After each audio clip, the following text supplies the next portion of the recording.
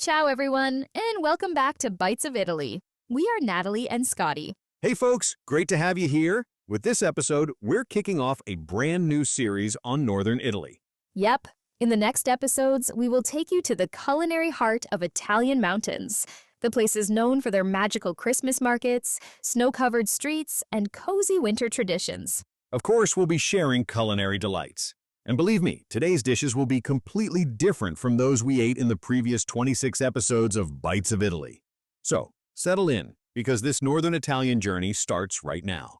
Today, we're exploring Bolzano, the picturesque gateway to the Dolomites, a city that is a true culinary and cultural cauldron, where the precision and order of the Austro-German culture collide with the passionate, creative impetus of Italian one. Exactly. The Italian style dominates the streets, but when you look at the architecture, the food, the names of the shops, and even hear the locals speaking German, you realize you are in the heart of South Tyrol, also called Alto Adige. It's the perfect blend, right? And our mission is to see how deeply that blend runs through the dining culture. But before we begin, if you're planning this trip in winter, here's a tip. Do it in December. Seriously. Bolzano hosts one of Italy's oldest and most famous Christmas markets. Just picture this: snow, festive lights, and the perfect opportunity to sip mulled wine and eat a giant stuffed pretzel.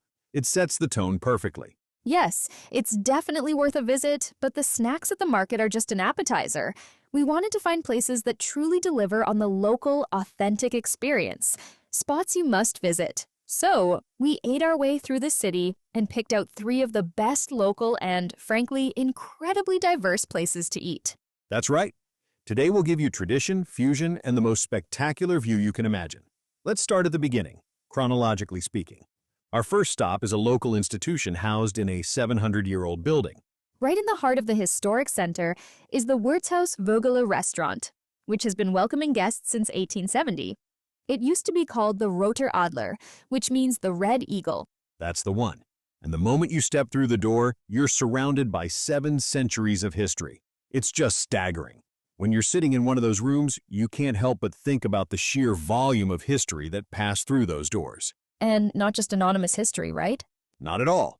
The legend goes that the German writer Johann Wolfgang von Goethe himself enjoyed wine here during his famous Italian journey. He was immortalized in a beautiful 1902 painting by Albert Stolz that hangs inside. This connection was so important that the city council later changed the name of the street from Dominicans to Goethe Street. But the current name Vögele, which means little birds, comes from much more recent history. This part is fascinating. Tell us more about it. The restaurant's license was revoked by the fascists back in 1939. However, during the war, the building was used for secret anti-fascist meetings. The password they used to enter these meetings was Vögele. It stuck, and that became the permanent name.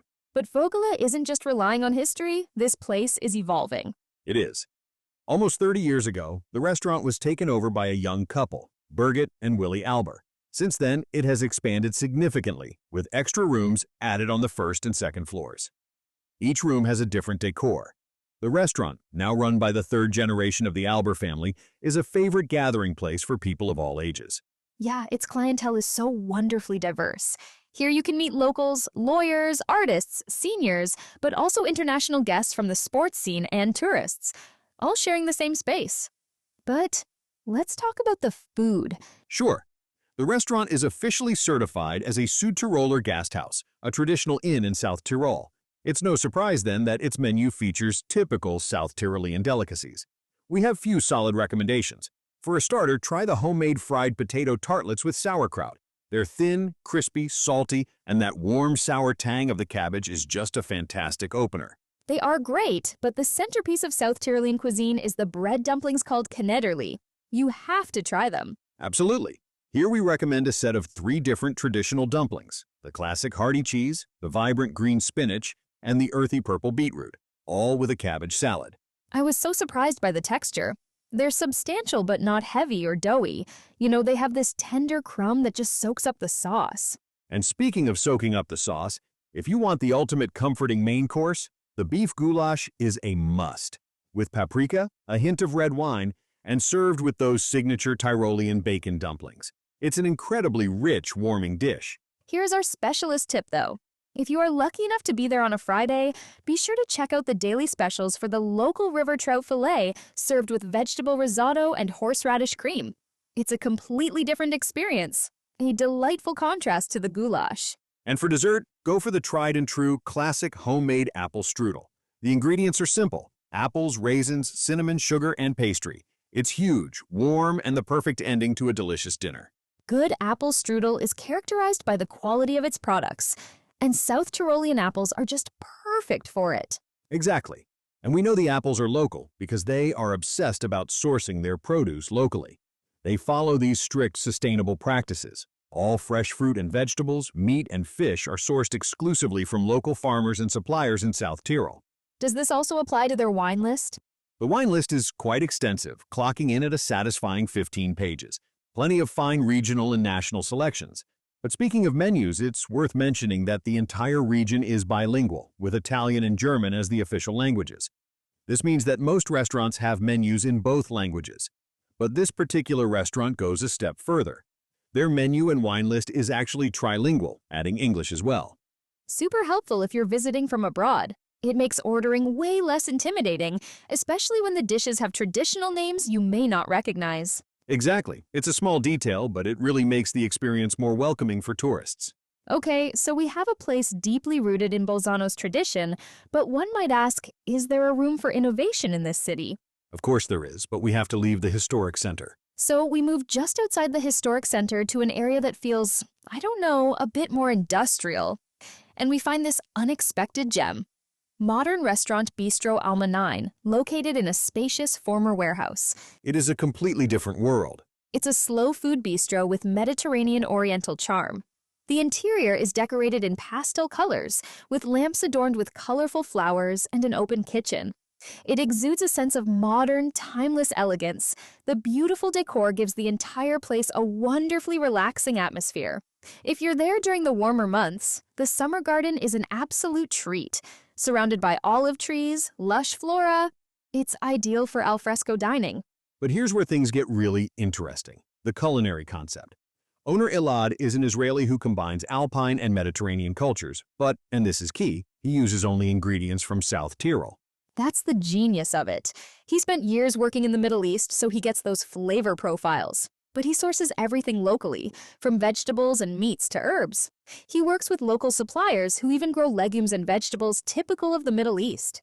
We are talking about a commitment so deep that the restaurant even has its own garden in Funes, about 30 kilometers from Bolzano, where a variety of vegetables, herbs, and edible flowers grow. Here, flowers like nasturtium, marigold, and mint aren't just for decoration. They define the dish. It's as if they treat cooking less like a profession and more like a ritual. And this philosophy leads to truly surprising dishes. Exactly. Alma 9 is where traditional dishes get completely reinterpreted. Take, for example, the Canederli, the bread dumplings we mentioned earlier. Their menu includes dumplings with scammers of cheese, made locally exclusively from milk from the South Tyrolean mountains, which are served with Persian black lemon and a carrot and turmeric cream. Wait a minute. Persian black lemon. It's incredibly savory, almost smoky and sour. That sounds like a total clash with scamorza cheese. Did that actually work? Oh, I was skeptical too. After all, the locals are so proud of their traditional recipes. But it works beautifully because the black lemon provides the acidic counterpoint that cuts through the richness of the cheese. And the carrot and turmeric cream binds the two together, creating an earthy, slightly sweet base. So, it takes a classic dish and gives it depth and unexpected tang. Exactly. Okay, this dish alone is a reason enough to visit Alma 9, as are other Italian classics like pasta and risotto. But I know for a fact that since the chef is Israeli, the Oriental specialties are a must. Agreed. Hummus is the house's specialty. Creamy, rich, beautifully prepared, and pay attention to the bread. It's homemade daily using regional grains but following ancient Eastern recipes. It complements the hummus perfectly, and it's really easy to find more wonderful vegan options there. Their vegetable dishes really shine. I remember the marinated or roasted eggplant dishes being amazing. So flavorful and not oily at all. The meat skewers with tahini were also exceptional, especially as they were served with a rich Oriental salad. And if you're looking for a local drink, we tried the craft beer from the Guggenbräu Brewery. We highly recommend that. Finally, it's worth mentioning the relaxed and youthful atmosphere.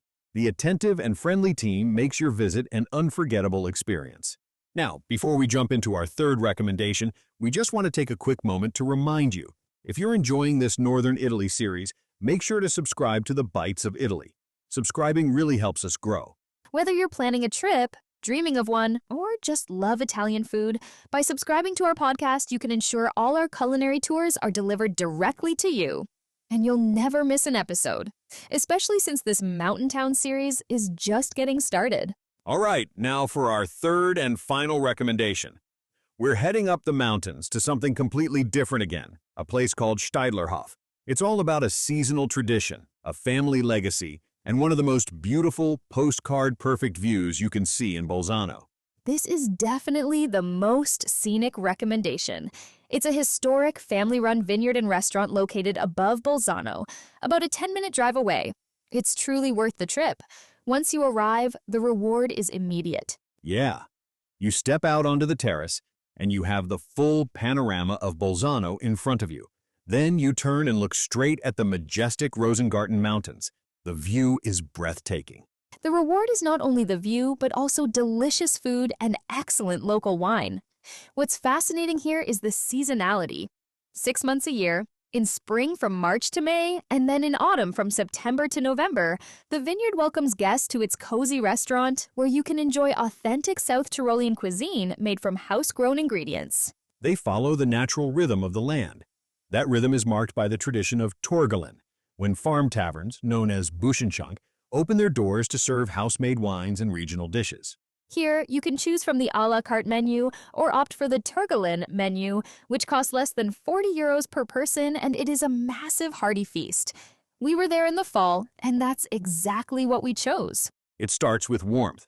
You get a barley soup rich in pearl barley vegetables and smoked meats like speck. This gives it a beautiful, deep flavor that prepares you for the main event.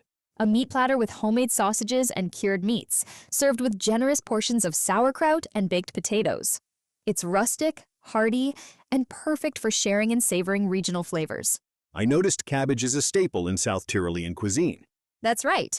Cabbage often made into sauerkraut, and potatoes are traditional vegetables grown here. But back to our menu. The rich ritual is rounded off with fried pastries with a jam filling and, of course, perfectly roasted chestnuts, still warm from the fire. You leave feeling completely nourished and, I think, connected to the land. And since winemaking has been practiced here for generations, the pairing must be integral. Oh, absolutely. This food is just designed to be paired with their incredible house wine, grown right there on the sunny slopes of Santa Maddalena. The climate and the soil create optimal conditions for wine growing. However, the Santa Maddalena Hills are renowned for several key local varieties. The flagship red wine is St. Magdalener, a regional star, light to medium-bodied, bright cherry notes. Its acidity pairs beautifully with the richness of pork and sausages. And if you want something a little deeper for the smoked meats, go for Lagrange. That's a richer red with deeper berry flavors and smooth tannins. It stands up beautifully to heartier cuts. But don't forget about white wines. Never. If you're craving something lighter, like their ravioli, try an aromatic white wine like Gold Muscateller, which is fresh and vibrant. You can order all their wines by the glass in a quarter or half-liter carafe or by the bottle. Now, final logistical advice. The driveway is narrow, but the hike up is a really enjoyable option if you have the time. And from here, you can actually embark on many wonderful hiking trails. The owners, the Gasser family, are very hospitable and offer valuable tips for excursions. And remember to book a table before you head their way. Also, keep an eye out for their on-site distillery and wine tasting opportunities before you head back down.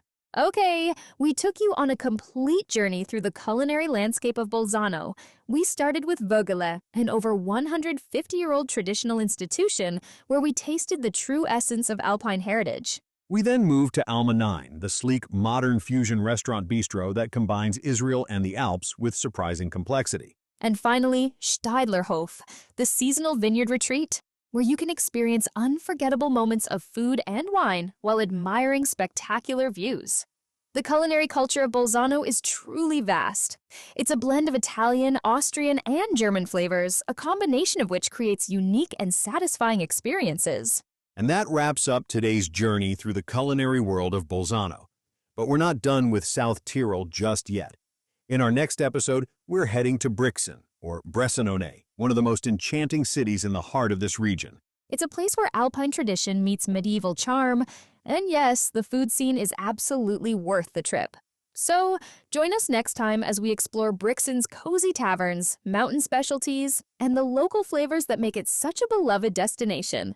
We will also have lunch at the top, with a view to behold. Until then, thanks for listening, and we'll see you in the next episode of Bites of Italy.